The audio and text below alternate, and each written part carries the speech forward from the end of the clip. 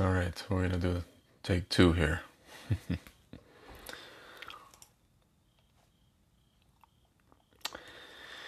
So, guys, I've been thinking a lot about everything that's been going on. And I'll tell you guys this story. Um, I wasn't raised religious. I wasn't raised what you would call frum, you know? And I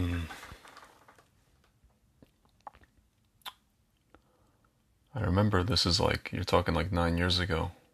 Just one sec, guys. Talking about 9 years ago. And I remember I went to yeshiva. I got to yeshiva. I was 31 years old. And I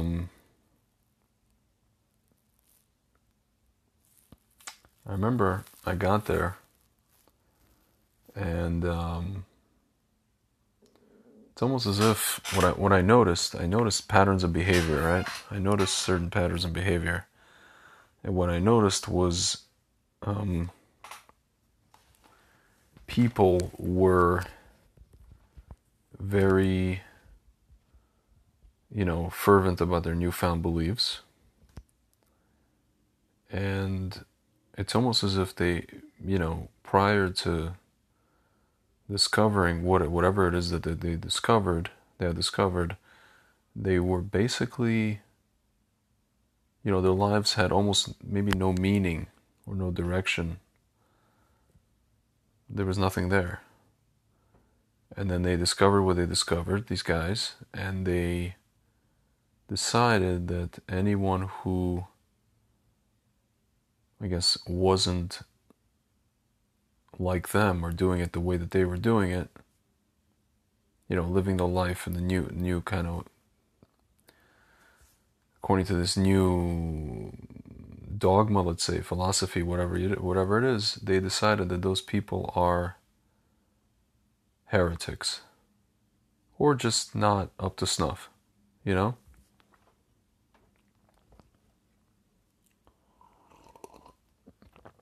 And it's one of those things where these people, and again, I say this as a person who, again, as a Torah observant Jew, keeps Torah and mitzvot, or at least tries to, But I noticed that these guys were,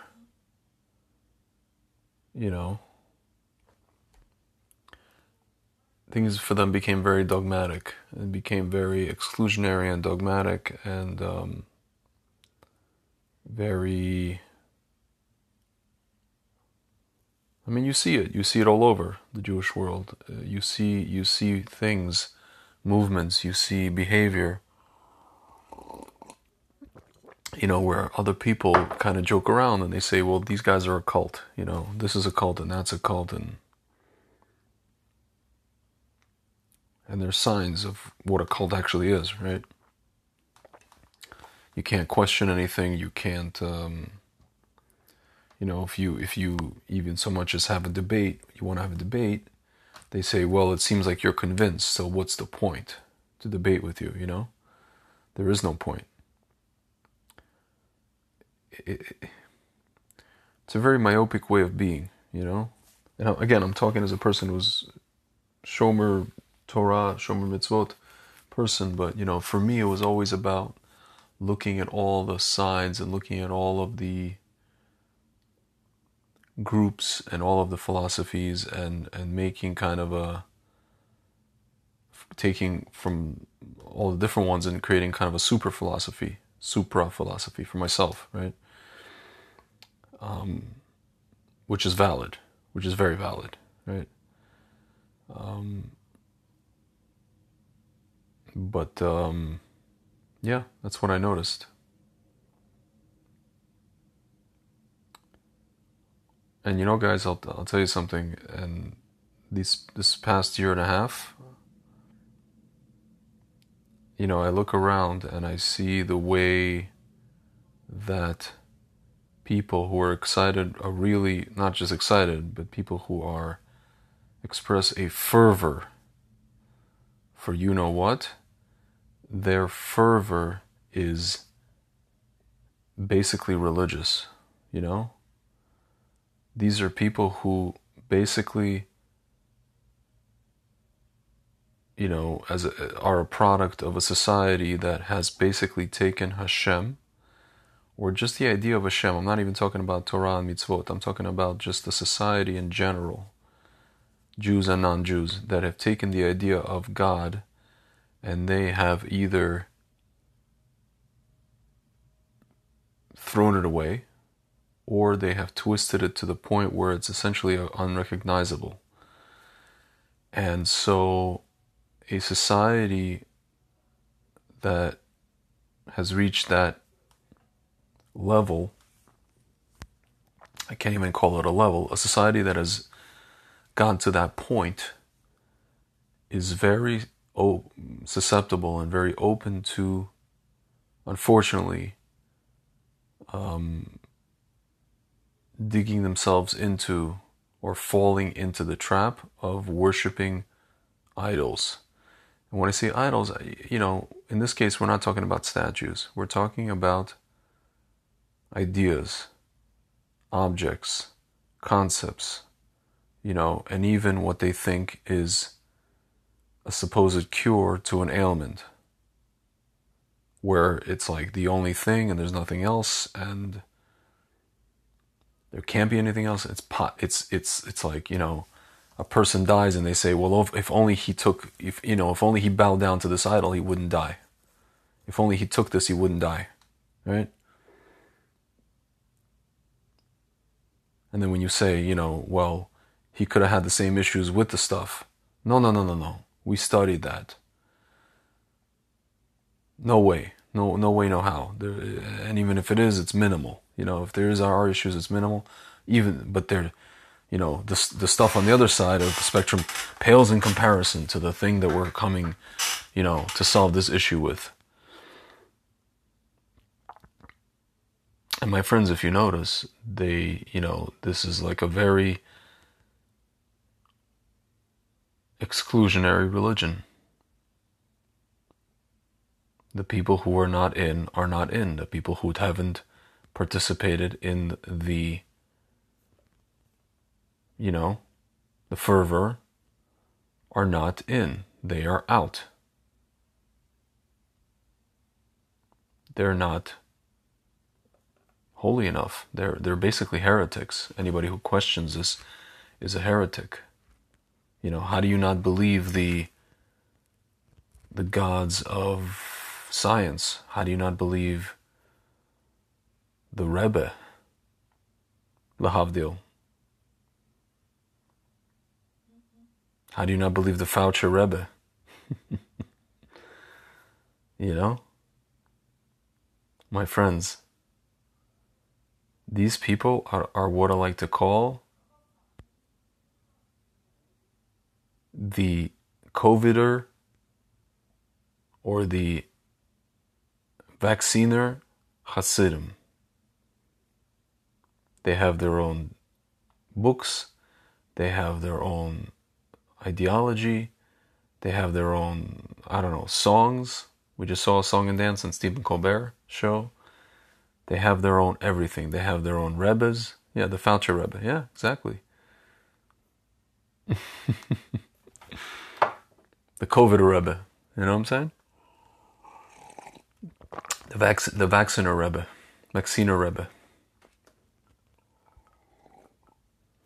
He has many different names. You know, sometimes these Rebbes have acronyms, you know, like, again, I'm saying all this L'Havdil, you know, Ramban. So I guess this would be, how should I put it? Rabbi,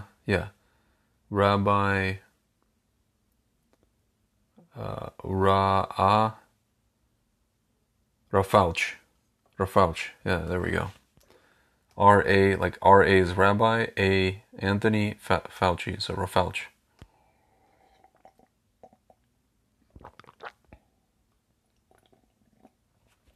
My friends, I mean, I'm telling you, I look around and all I see is like Chassidim in the court of a Rebbe.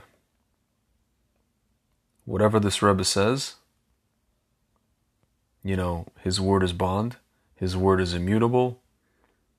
We are the Chassidim, we only follow this particular Rebbe. If you come to us with ideas or ideology from any other Rebbe or doctor in this case, we don't accept it.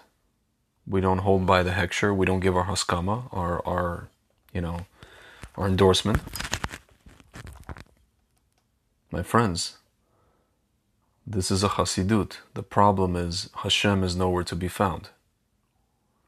This is a chassidus group, but Hashem is nowhere to be found.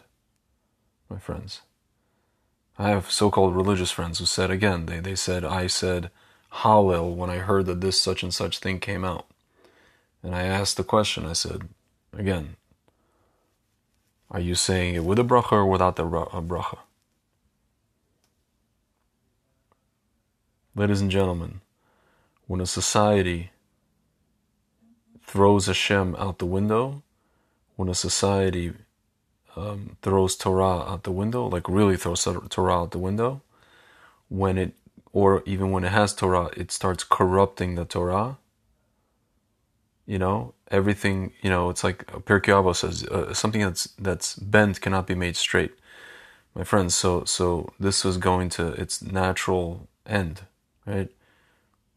Then you have a situation where you basically turn what's usually science into scientism, where you turn an object of fervor into a religion, to the point where you exclude people, you ostracize people, you cancel people, you bully people, the works. And you appoint a talisman, a person to be like the the Grand Rebbe of the whole thing. Admor, I guess you could say. And he is completely irrefutable. He's completely, he's canonized. They've canonized him. My friends, they've essentially canonized him. And when you say, well, how can you do that? They say, well, this person has 40 years of experience. He's been there for a while. He's the Rebbe after all, Whoever made him Rebbe, we don't know. But he's the Rebbe. Don't get it twisted. He's the Rebbe. L'havdil, of course. But my friends, if you have any doubt that this is a religion, just look at the people who are adhering to it. Look at how they behave. Not a religion, but it's like a sect. It's a sect. It's a cult. And if you come and you say, well, this doctor says so and so, opposite of what your Rebbes are saying, they say, well, that guy is a quack. My friends, you know how many times I've heard people in the religious community call other rabbis who they don't hold by quacks. Or that guy's crazy, or that guy learns this, or he teaches that, or he does that, or he holds by this, or his followers go like this, do this. He has this weird minhag, he has this weird custom. He's a quack. My friends,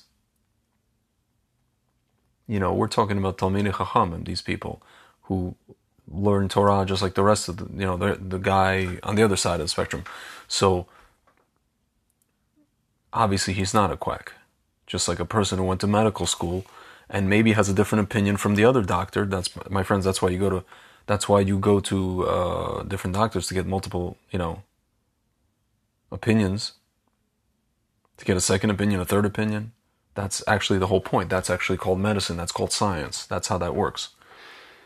But when you say, no, you went for a second opinion to this guy and he's a quack at every turn, you say any guy who holds by this, or against this is a quack. I mean, and in favor of actual, like treatments that have worked.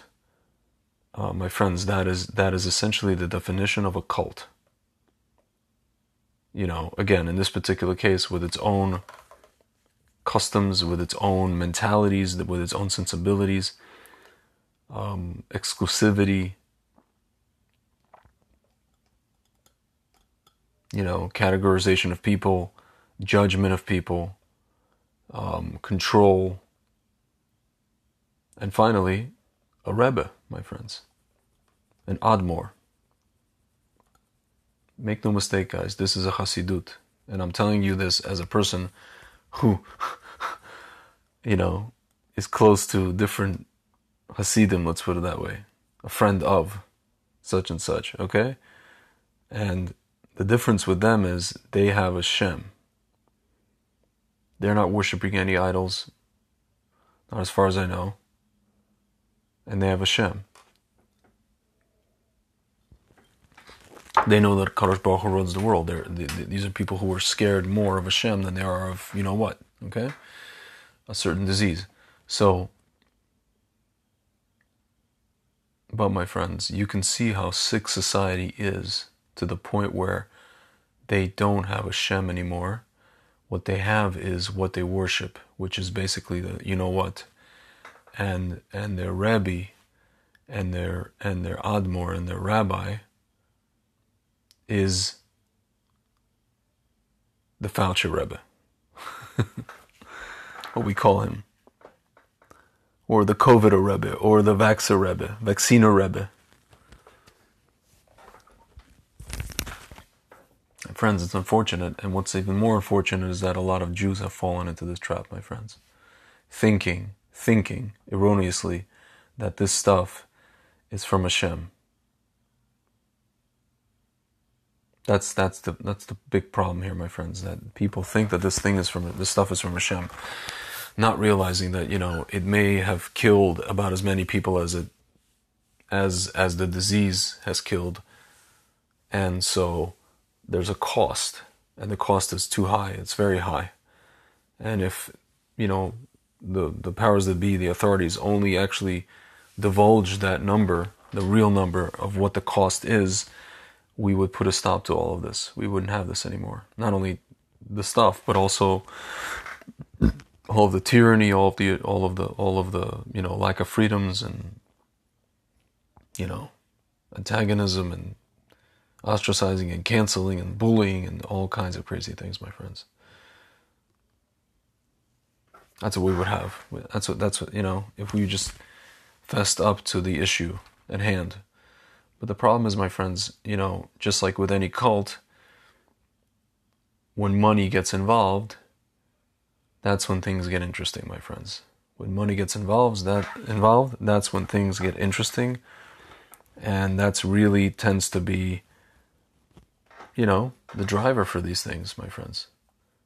And you guys notice with a cult, when the last of the red flags has been raised, or as they say, more red flags in a Chinese parade have been raised, that's when the people who run the cult go into doubling down and tripling down on the craziness. And this is what they're doing now, my friends. This is exactly what they're doing. They've been exposed, and now they're just continuing, and even harder and harder and harder. But what most people don't realize is that, again, we're talking about the Messianic era, guys. We're talking about Mashiach, and that means that the Satan is dying, and so as he's dying, he's going to continue to be exposed, but he's going to go harder and harder and harder and harder. That's actually how that works. That's exactly how that works, my friends. And so, again, I'm going to talk about this more in depth maybe tomorrow, but I just want to give you guys in closing a bracha, everybody watching, in honor of this week's Parsha, that you guys will be the Avraham Avinu, wherever you are, of your community, of your family, of your vicinity. He was the one that went against the mainstream narrative where he was. And the result of which was basically the civilization that we live in today. And it's not just Western civilization, it's also Eastern civilization, because he sent gifts to the East, my friends.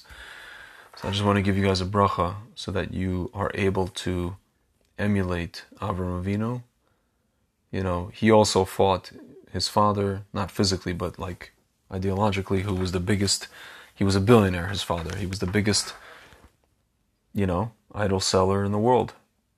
Terach. And he went against him, my friends. He went against him.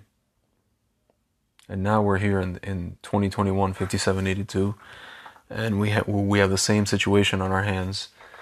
And we have a lot of, my friends, we have a lot of lost people. We have a lot of spiritually empty people who found supposedly what they think is a cause, something that gives them meaning. And now there's like buzzwords attached to it. Now there is a whole campaign,